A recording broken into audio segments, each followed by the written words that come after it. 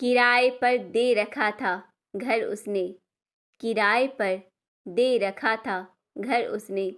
2-4 मलेच्छों की टोली लगी थी उसमें बसने। मकान के मालिक किराया पाकर खुश हो रहे थे, पर बिना आहट के आहत हो रहे थे। 2 बिटिया के पिता को बात समझ न आई। आग की लपटों को स्वयं उन्होंने घर की राह दिखाई।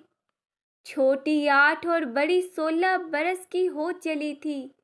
अपने ही घर में भय के बीच पल रही कली थी।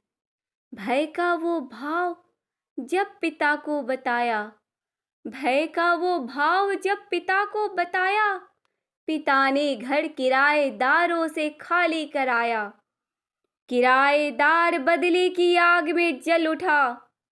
एक परिवार इस आग में दहल उठा। पता था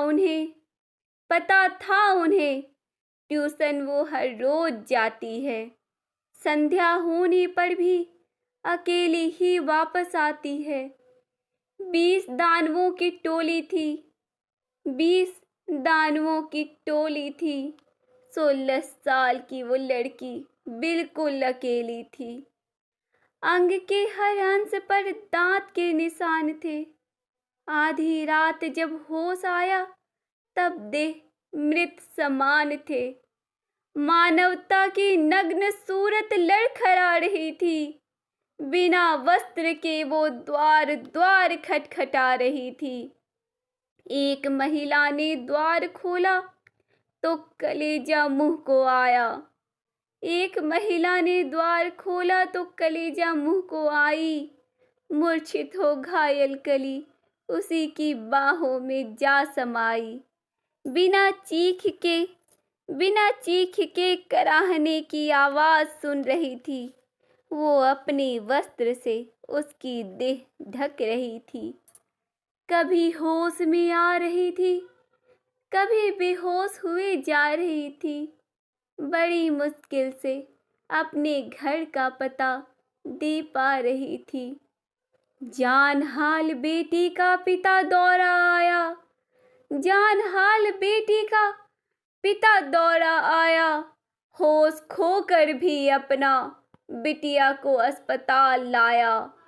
डॉक्टर्स भी हैरान थे मलेच्छ के निशान देखकर। विष भर गया है पूरी देह में दानवता का दंश झेलकर। ओह ओह कितनी बुरी तरह से नोचा है। देह को उसके हर ओर से खरोचा है। छोटी बहन को कुछ समझ न आया। दीदी को आखिर किस बीमारी ने है खाया। माँ अपनी ममता के घाव से घबराई। कभी मूर्छा तो कभी होश में आकर लड़खड़ाई। पूरा परिवार दहल उठा इस दाह में। पूरा परिवार दहल उठा इस दाह में।